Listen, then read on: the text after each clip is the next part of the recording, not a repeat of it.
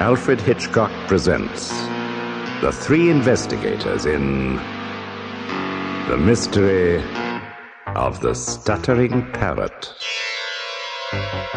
Written by Robert Arthur and dramatized by Edward Kelsey.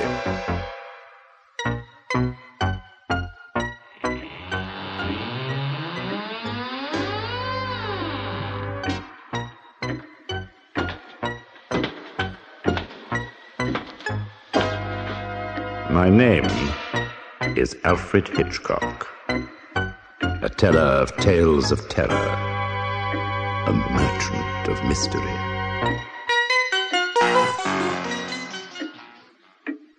The trio of youths who call themselves the Three Investigators are Bob Andrews, Pete Crenshaw, and Jupiter Jones, all of whom live in the town of Rocky Beach, on the shore of the Pacific Ocean, some miles from Hollywood.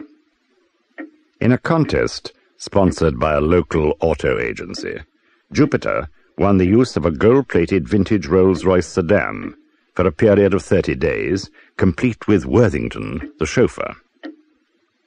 Having thus acquired transportation, Jupiter and his two friends immediately established the firm of the Three Investigators to solve whatever mysteries they could come upon.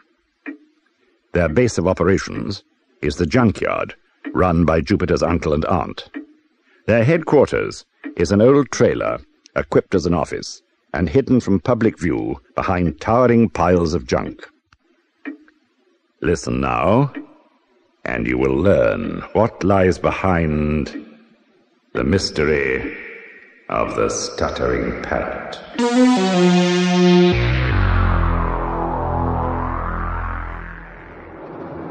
I must say, Jupe, I've never heard of a parrot with a stutter. You don't think Mr. Hitchcock is playing a joke on us, do you? I don't think Mr. Hitchcock plays jokes, Pete. He said that his friend Mr. Frentis, the actor, had lost his parrot, and he thought we might be able to find it. It seems to me immaterial whether the parrot stutters or not. We are now approaching Mr. Frentis's residence, Master Jones. Thank you, Worthington.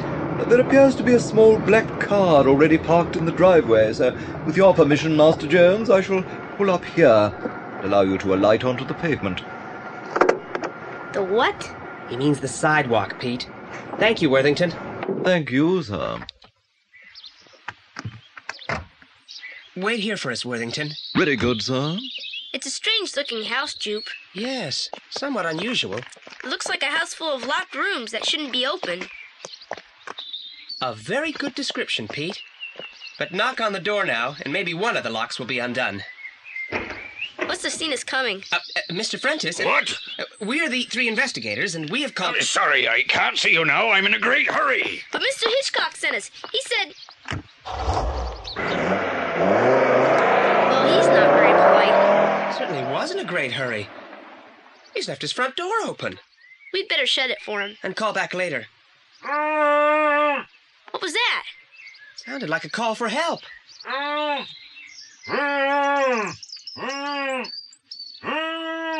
Where's it coming from? Somewhere inside the house. Who could it be? Mr. Frentis lives alone, and we've just seen him go out. But was that Mr. Frentis? Come on, Pete. We must investigate.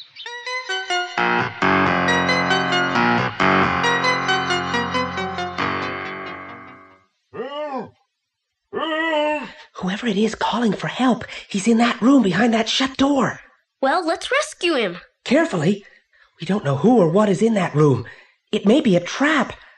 I'll open the door very slowly. Be ready to run. You bet, Jupe. Help me! There's just one man in here. On the floor, bound and gagged. It's all right, sir. We will soon release you. Come on, Pete. I'll loosen the gag, and you untie his hands. Oh, thank you, boys. Thank you. It's fortunate we heard your cries for assistance. Good job Mr. Frentis forgot to shut the front door behind him. Otherwise, we'd never got in. I am Frentis. The man you saw leave is an imposter, a thief. When he heard you coming up the drive, he tied me up and rushed out. I thought as much. I am most grateful to you, but who are you? How do you happen to be here? Our cards, sir. The Three Investigators? We investigate anything. Question mark, question mark, question mark.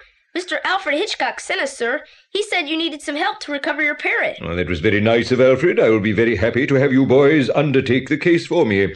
I feel I can trust you. I have already been to the police, but they hinted that as I am an actor, I was simply seeking publicity. But what about the man who bound and gagged you? I suspect that it was he who stole my Billy. Billy? My parrot. Billy is short for William. William Shakespeare. You know who he was, of course. Yes, sir. The world's greatest playwright. Hamlet is probably his best-known play. Ah, yes, Minnie, this is the time I played Hamlet. Oh, I was a great success as Hamlet. To be or not to be, that is the question. A line from Hamlet. My parrot used to quote it over and over again. He must have been a very educated bird. Oh, he was. He quoted it in a very good British accent. There was only one drawback. Drawback? The poor bird stuttered. Yes, Mr. Hitchcock told us. Very strange. Most. When the bird quoted the line, he said, "To-to-to-be or not to-to-to-to-be?" That is the question. How long had you had the parrot, sir? Barely 3 weeks. I bought it from a Mexican peddler who called at the door. A Miss Irma Wagoner, who lives in the next block, sent him. She bought a parrot from him, and when she heard Billy quote Shakespeare, she felt sure I would be interested. And you were. Was this man a regular parrot peddler? I really don't know. When I saw him, he had just 2 cages on his cart. One held Billy, the other contained some curious-looking darkish bird, all bedraggled, which he said was a rare black parrot. Did the peddler tell you his name? No, but he was very anxious to sell the parrot. I bought it for only $15. No one else wanted it because it stuttered. You think the peddler had stolen the parrots, Jupe? I doubt if he'd have been selling them on the open street if he had.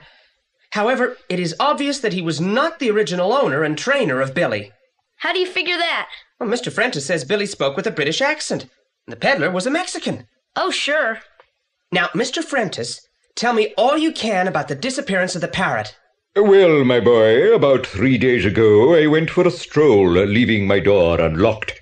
When I returned, Billy was gone.